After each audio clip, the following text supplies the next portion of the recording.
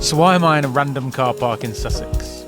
That's a funny question. It's because it's home to the ultimate sports engineering group, of which Use Components and Exposure Lights are a part of. I've been an ambassador of theirs for 8 months now, and to put it simply, I wouldn't have been able to complete any of the events I've competed in this year without their support. Exposure recently released their new USB-C lights and asked if I would like to test a pair out. I said yes, but asked if I could come and pick them up personally and have a visit to their factory at the same time.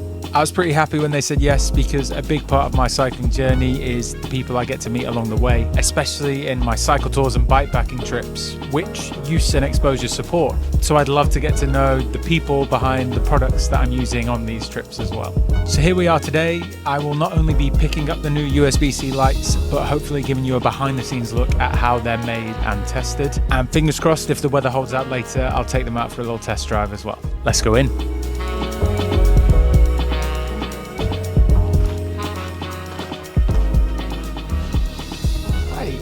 Do you know where Sam works? He's here? Perfect. Thank you very much. I'm alright, buddy. How you doing? Sam works in the sales and marketing department here, and we hadn't seen each other since Gravel Rally back in May. So after a 10-minute catch-up, we began our factory tour. Right, well let me show you around a little bit. Perfect, yeah. This is where the real magic happens. If you've ever heard of Exposure's, I want to say legendary sort of servicing, customer service stuff, I have. all down to that man there, really. This is the man. On the face, yeah. Yeah, well, But yeah, The face of the operation. diagnosing, working out what's wrong with them, testing them, getting them back to them as soon as we can. That's it. Pleasure to meet you, sir. Yes, you too, mate. Nice one. Congrats on the customer service. Congrats on your crazy journeys. I haven't even told you about the next one.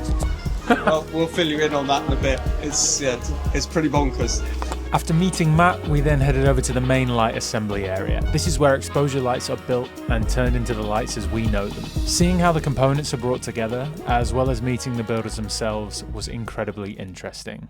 Similar process, obviously, just factories aren't bonded in, they're just packed out with foam. And then it's just 4 wires, the emitter and the battery. You look like a much better solderer than myself. Oh, I don't know. I don't know. 60 in a kit? As a rule, yeah, I've got 6 on charge, and then they'll get burn tested to make sure that they're functioning properly. On to the next one. There you go. The kits never stop. No, the minute it's done, look, there's another one. I've worked in the company for 23 years. Oh wow. But I'm not in the machine. I've been in the machine shop. Repurpose. I do both. So when we're with stuff being downstairs, I get down there. Otherwise, I'm in. Swap over. Jack of all trades up it. There you go. I can darts player. Yeah? Yeah. Steady hand. Better than the soldering. The glamorous job. A little bit. Very glamorous job, yeah. Mark would have sent me some stuff if he'd have packed. I remember this. Yeah, possibly. Yeah. Is packing the least glamorous. Yeah. You find the more interesting stuff down that end. That's fair enough. Yeah. All right. Dial in. Cheers, Mark. Nice to meet you, Mark. After meeting Mark, I was then introduced to some more staff on the assembly line. They were building some marine lights, as well as some which were more my speed. There you go, that's more my speed. Yeah, there you go. These are the big ones, the big daddies. And these will be the new USB-C ones. That's yeah. Stand up to the lights. Amazing. Yeah. It's nice to meet you guys. Sorry, my love.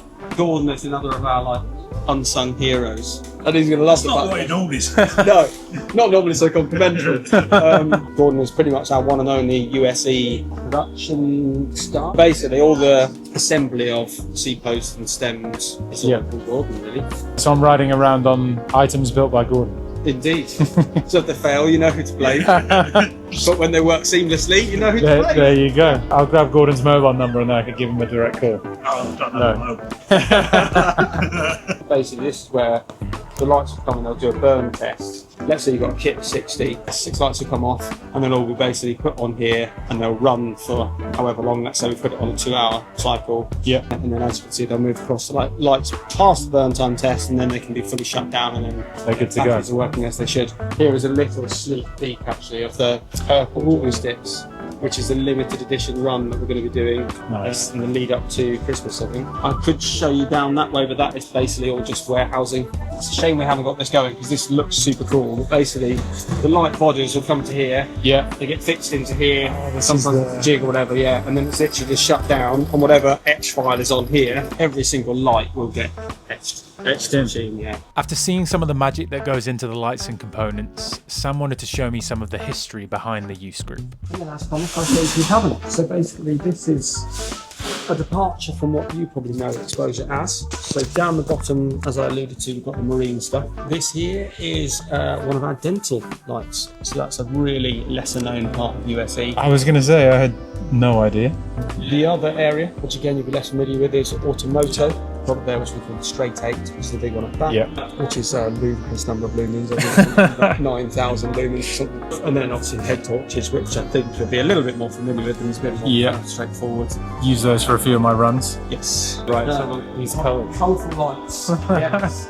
So this is kind of a bit of heritage really in this cabinet. So from the bottom you've got, you know, much older lights and some weird and wonderful special projects. Is like, this? Yes, diamond encrusted Union Jack. That looks like Spice Girls. Yes, I'd love to say we made that specifically for Scary Spice, but that would be a complete lie. Some of the like really colourful additions we've done. Diamond encrusted joystick. Yeah, indeed. We've also got obviously the camouflage joystick in there as well. There's a pink camouflage one. Supported another world record holder, Lee Timmis. He went all the way out to Florida to find the perfect road and the perfect conditions to do the longest distance cycled in 7 days. So we're quite fortunate to work with a few people who are world record holders, quite remarkable athletes. And then obviously this is the current line? Current crop of off-road lights. If you want a bit more history, here we go. You can probably reach up better than I can. Oh wow! A few bikes are adorned with different bits of USE kit over time. It's some older, really old bits from back in the day. So sort of like almost one-off things that we did with different brands. The stem with the light on the front, the integrated light, was actually something we did with Cannondale. That's really cool. Obviously, these are some of the original OGs drop posts and things like that. So that is the first product we made. What is this thing? So that is the head of an alien seat post. So we've done all sorts of weird and wonderful things. The thing I can tell you the story about is the flat blaze light at the back. The crushed one, yeah. Yes, that's a chap called Toby Willis, who's I know Toby. Yeah. So that was his light. It came off the back of his bike. He went running back to get it, just to witness a truck run it over. But the remarkable thing is, it still works. No way. Yeah. He just sent it back in for fun. That's Toby. There is somewhere a Diablo that went through a much spreader and came out. Still works. It still does work. Yeah, a bit smelly. Yeah, that'll do it. Does still work. With Sam's comprehensive factory and use group history tour over, I was incredibly grateful to spend some time with Roger, the founder of the Ultimate Sports Engineering Group, and excitedly asked some questions about the company and its history. Thank you, Sam. Sure. If I don't know how to answer, I'll ask you. I can't remember that. I have to ask Tom. Thank you very much for having me here today. Oh, Roger. great. Lovely to see you. Terrific. Yeah, Sam was really worried that I was bored by some of the stories, but I've assured him that for me, some of his stories? Yes, Really bored now. But I've got a few questions that this kid in a toy shop would love to answer. The first is kind of how the use group started, I guess. What was the catalyst that set it all in motion? So this is 35 years ago. Unfortunately, it's a very long time. We started to go mountain biking. Yeah. As a sort of, it seems to be evolving. And a lot of it to do with windsurfing down on the coast. A lot of people went windsurfing, started to go mountain biking. When the wind wasn't up, they wanted to go mountain biking. It was the same group of people. And we were still on the periphery of that. I remember the first ride, came back and thought, that is ridiculous. Because no suspension, front or rear. So the only suspension was the sort of semi-fat tyres, and that was it. Yeah. I thought, that is just mad. So I just got to thinking, there's got to be something to do, there must be a solution to that. Yeah. Which resulted in the suspension seat post. Yep. Because that was the problem. My God, this is going to do you in. So everything was like rigid frame in the... It was seriously, it was just a frame with some fat tyres. Yeah. But that's how it all started. It wasn't we were on inferior bikes, that's what you had. So we just developed a suspension seat post. That's the inspiration, because that's ridiculous. Product. That's ridiculous. And at that time, I had a jewellery and silversmithing business. You weren't like an engineer by any means. You were like, this is a problem that I need to solve. It was a fun thing to do. Just out of interest, we developed the first ones, got it tested by what was then the magazine. I think it was Mountain Bike International. It was an American journalist, sent him one, and he raved about it. I thought, whoa, okay, maybe we've got something here. Either that article, or we then ran an advert. We sold 70 in the first week. Wow. And we So thought, it's like snowballed quite yeah, I quickly thought, then. well, that's ridiculous. We better do something about it. And it was just like built from there. What was your next product? Because that we'd sort of got that nailed, we did all the rigid posts, Yeah. whether carbon fibre, aluminium, titanium. Back in those days when a lot of bikes were rigid, then you got front suspension, the first original RockShox came out. People wanted to keep improving their bikes. And manufacturers are lagging behind. Performance to be better, to be lighter, and look different and look better. Yeah. So we could make a product that satisfied all that. And so built USE based on that. After discussing the first use components, the conversation then turned to how Exposure started. Why we sort of started Exposure. Was it purely to diversify, or did you? No, yeah, notice a because need we as well? realised that USE's future being made here and stuff was going to be more and more difficult. And we were all by that stage 24-hour racing and thoroughly enjoying it, and and lights weren't good enough. Yeah. Just even the cat eyes and things back then, they just knew they were going to let you down. So, You spotted another need. well, I just thought we can do better than that. Yeah, that's really cool. Right from the beginning, we thought LEDs are the way to go. And you see some of the early product that we did, but they were just about all right. They weren't brilliant, but they were still a better package than anybody else. Yeah. And long lasting, etc. So it all just built on that original personal demand. Yeah. What's your favourite story, either of your own or of a rider using one of your products? Well, I'm proud that the giant World Cup team will go around the world with our suspension Z-posts. And when we went to see them occasionally, you think, that's This is pretty really mega. cool. Because they were like superstars. Yeah. Because mountain biking then was really, really popular. They're like rock stars. Yeah, they were, yeah. We had Laurent Jalabert used a titanium seat post to do his second King of the Mountains. I think titanium, might be carbon. Anyway, when he's holding that bike up, his look bike, and our seat post was there. seat post was And that there. made a massive difference. I think we sold, a month later, we'd sold like 2,000 posts of his Wow. post to the Americans. It was really was taken notice of. What's one product across your whole range that you think is underrated or people don't appreciate enough? One of your earlier questions about particular things that have been significant or give us a lot of enjoyment on our aero bars. Yeah. The ones that actually got Olympic gold. We didn't know that Kristen Armstrong was using them. She had done her own testing in the States, and she was quite an analytical, smart person. So she'd done it all. Her team manager didn't know until literally she got the bikes out in Beijing. And they said, "What have you got on there? You can't do that. That's not tried and tested." She said, "Yeah, I've tried and tested it. I know these are fast, and I'm going to use them." We didn't know anything about this. She'd bought them until that morning. I remember turning on the telly to watch the time trial. There's the bars. And I thought, oh my goodness, they're ours. And, gosh, she's got gold. It was like That's a amazing. mega morning. Mega morning. Because again, having that significant person doing something as significant as winning Olympic gold was a big difference to us. Yeah. Big difference. Well, So- I won't keep you anymore. Thank you very much for having me. No, Thank you no, for all great, the support. Great. Well, we look forward to spending more time with you. And anything we can do to support you. I mean, they were joking about the fact that you're in Antarctica. You won't need lights. 24 hours, yeah. 24 hours daylight. Unless you have a black tent on purpose. Just try and get some shut-eye. After my incredible conversation with Roger, it was time for me to get my hands on my new Exposure lights before heading home. So Benson, we have the latest lights.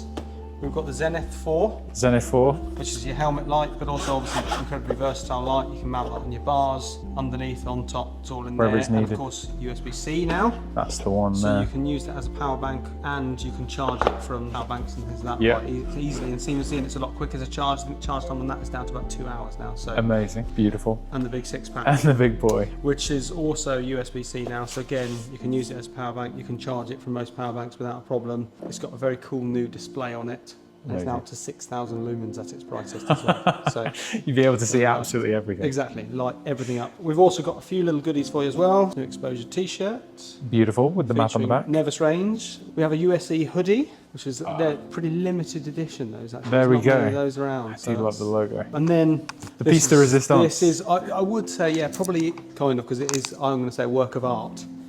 But the new That's USE so t-shirt, cool, isn't it? which features, I mean, you could spend hours. I've probably. I've just seen the aero bars. So there you go. I think this is smart enough to wear at the wedding. I might take that to Turkey with me and You'll definitely make an impact, that's for sure. change As some long as you heads. send us the photos. Yeah. under the tuxedo jacket. Yeah, that's it. No, on top. Thank you. Thank you very much for having me, Sam, and yeah, thank you for showing me around. Absolute pleasure. Thanks for coming by. It's been brilliant to hear about all the adventures. What an awesome little visit that was. I'm back at home now. I've got my use hoodie on. Amazing to see where the components and lights that have powered me on some of my trips this past summer come from and are made. Meeting the people behind the product that do like the creating, the testing, the soldering, all of that just gives me like a massive appreciation for the things I've been using as well. You can feel the love and care that goes into the products all the way from like when they are first designed all the way to when they get released. Now I am on a little race and adventure hiatus, so I'm not sure when I'll be able to test the lights properly, but I did want to get out for a test ride today to give the lights a test. My Curve is in the shop being serviced at the moment. We're going to load up my old gravel bike. Let's take the lights for a spin.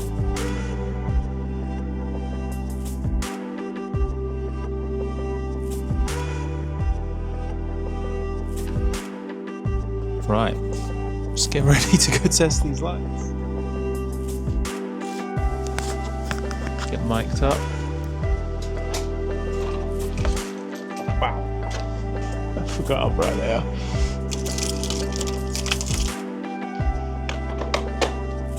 This video is going to be so bad, just for audio purposes, I guess. So I guess one thing this video will not be able to show is that a huge upside of the lights is that they're now USB-C compatible, which means charging mid-race with power banks is just a lot easier, which is huge. Wow, the six-pack is so bright. You can't see the other light. 6,000 lumens is absolutely ridiculous. We are on the world's worst camera mount for this.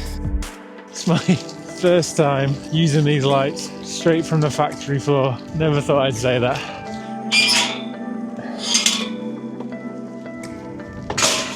These are just as crazy as the last six-pack I had. So clean, the beam just lets you see absolutely everything. Just gives you so much confidence when you're riding, especially on like the longer endurance stuff. Just don't know what I'd do without them really. Off-road and at night, nothing beats it.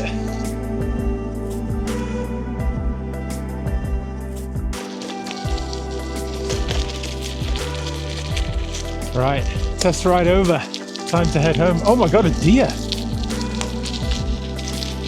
Wow!